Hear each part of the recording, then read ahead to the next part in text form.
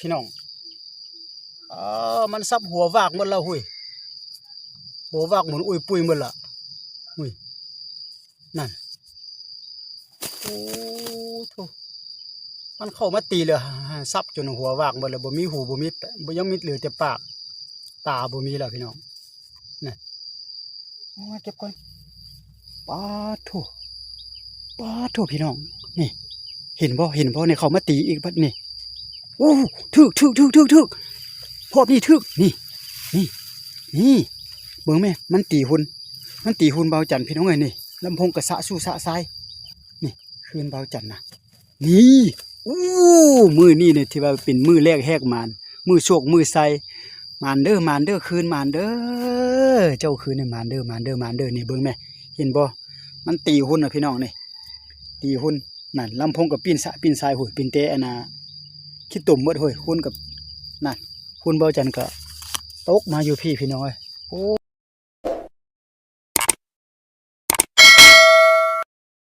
ทักทายสบายดีพี่น้องที่เขามาติดตามเบิ่งชมเบาจันตอนเช้านี่ได้ยินเสียงนกวักนะห้องอยู่บนเบาจันเคยมาใส่นองมาหาปลาหาปูอยู่ตามคลิปตามนองนี่แหละพี่น้องแต่ว่าเบาจันมาโตแล้วเบาจันไม่ได้ตั้งกล้องเนาะเบาจันมาเบิ่งแล้วหอบหนึ่งนะมาเบิ่งหอบหนึ่งแล้วมันแปลว่ามันตีลำโพงตีหุ่นปีนทรายเลยพี่น้องเลยโอ้โมเมนต์ธรรมดาปลาได้เนี่ยเบาจันก็มาแล้วก็ลูกขันยังผมไปเบาจันก็มาเปลี่ยนเสียงอีกพี่น้องมาเปลี่ยนเสียงมันอยู่ปลาผักตบนี่เด้นี่มาเปลี่ยนเสียงแล้วก็ใส่อีกเบาจันก็ใส่อีกเท่านึงแล้วก็มาตั้งอีกแล้วก็เบาจันก็ขึ้นไปเฮือนเนาะเดี๋ยวนี้จะพาพี่น้องไปยามเบิ่งก่อนเสียงก็ปิดแล้วมันยังก็ปิดแล้วเบาจันจะพาพี่น้องไปนี่เนาะมันมาห้องอยู่บนแถวนี่นะกุ๊กเบาจันก็นี่อันนั้นเฮือนเบาจันในตัวสูงให้ละตัวสองชั้นพี่น้องไปเบิ่งสิมานบ่เก็บคืนเลย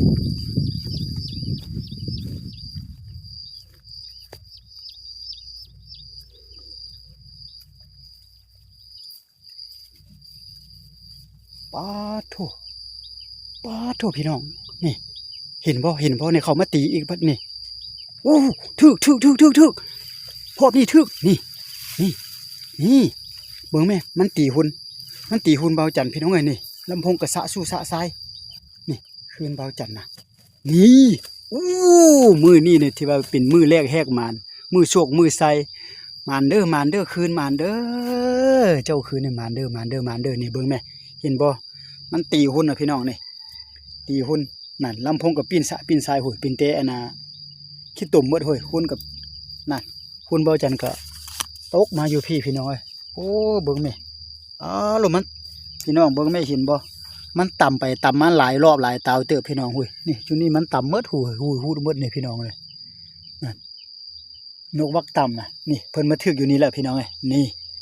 บนเรือระบาดนี่นะอ้อมหุ่นพี่น้องโอ้ขออนุญาตเก็บก้อนพี่น้องเก็บก้อนเด้อพี่น้องเอ้ยนี่เบิ่งน้ำกันนี่อู้นี่เพิ่นกุ๊กเฮ้ยเบิ่งนี่เฮ็ดแล้วปาดทุกข้าวใส่พี่น้องนี่ทึกขาพี่น้องไอ้หุยแคทขาโอ้นี่โอ้บ่ออกเลยแคทขายางคักแน่พี่น้องทึกเบื้องเดียวนี่ทึกอยู่บนนี่พี่น้องโอ้ตัวหลังชุดท้ายพี่น้อง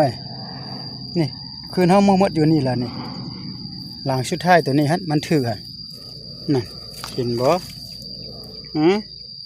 นี่พี่น้องชุดยอดบาทนี่นะนี่โอ้บาทนี่นะเอาพี่น้องมันเด้อหากระตั้งเตะซื้อคืนมาหากระได้นกวักตัวเดียวนี่แหละพี่น้องตัวแรกแห้งมันเอาขออนุญาตเก็บก่อนพี่น้อง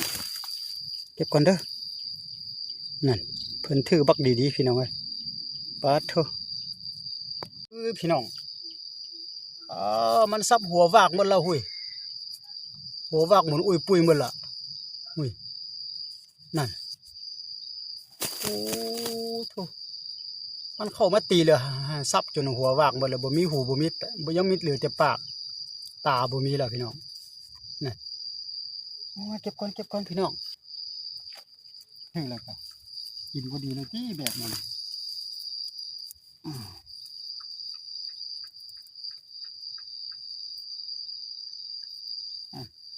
ถึงแล้วลักสุดท้ายพี่น้องโอ้บ่งสุดท้ายไปนี่เนาะโอ้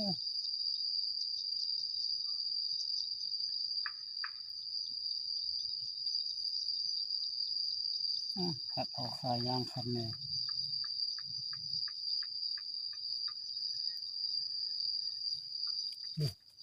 มันตัวเลขแห้งมันพี่น้องเลยได้แล้วบ้านนี้นะเอาหุ่นตีหุ่นตาบอดหมดแล้วพี่น้องเลย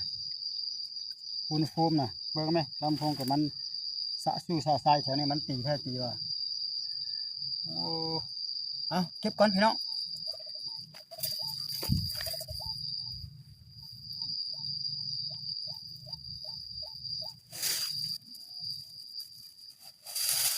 เอาพี่น้องตัวเว้ากับบุเป็นตาเว้าพี่น้องเลยเมื่อกี้เว้าจันนั้นทึกแล้วเนาะแล้วเว้าจันนั้นเฮ็ดออกใส่ถุงยางแล้วจีกก็เว้าจันก็เลยโตใหม่โตแล้วก็เดี๋ยวนี้ก็มาทึกอีกพี่น้องทึกแล้วเดี๋ยวนี้มันตุยแล้วเดี๋ยวนี้น่ะทึกโบ่งหลายอันแล้วก็มันแฮดหมดแล้วก็ที่ว่าตุยเลยเนาะนี่พี่น้องขอบใจที่เข้ามาติดตามมาชมนี่มาแต่ตัวเดียวนี่พี่น้องเอ้ยตุยเลยล่ะตัวเดียวนี่ก็ได้ไปคุณก็บ่เป็นตาเอาแล้วมันตีเลยก็ที่ว่า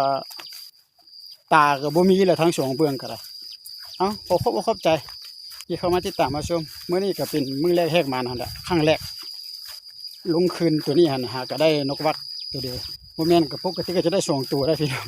ตัวนึงทึกแล้วตัวนึงเห็นบ่จันเฮ็ดโอ้ไอ้ตัวทำอีกแล้วบ่จันโตอีกแล้วก็มาอีกตัวนี้นะ